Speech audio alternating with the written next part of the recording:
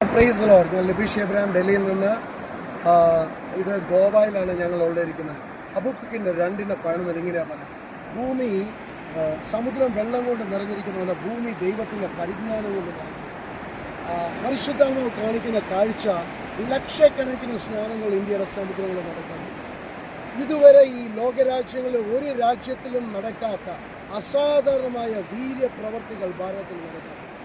പരിശുദ്ധാത്മാവ് കാണിക്കുന്നത് 2 ദിനവൃത്താന്തം, അതിന് 5-ാമത്തെ അധ്യായം.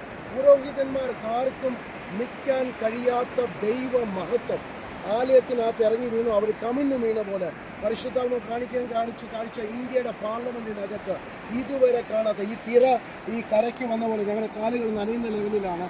അതുപോലെ ഇന്ത്യയുടെ പാർലമെൻറ്റിനകത്ത് പ്രാർത്ഥനയിൽ തുടങ്ങുന്ന ലെവലിൽ ഇന്ത്യ മാറാൻ പോവുകയാണ്. പരിശുദ്ധാത്മാവ് കാണിക്കുന്ന 2-ാമത്തെ കാഴ്ച ഇന്ത്യയുടെ സുപ്രീം കോർട്ട് പ്രാർത്ഥനയെ തുടങ്ങാനായിട്ട് പോവുകയാണ്.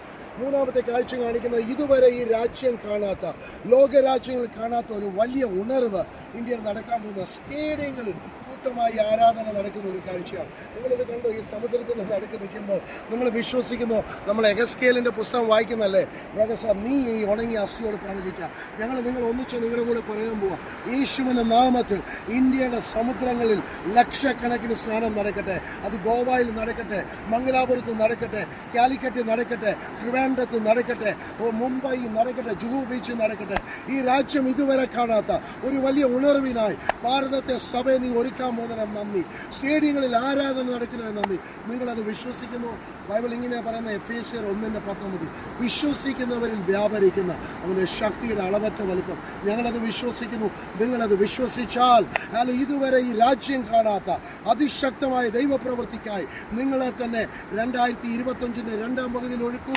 ഞാൻ ലിബീഷ് എബ്രഹാം, എൻ്റെ കൂടെയുള്ള സാം രാജും രഞ്ജിത്തും ഞങ്ങൾ പ്രാർത്ഥിക്കാനായി ഇവിടെ കടന്നു വന്നു.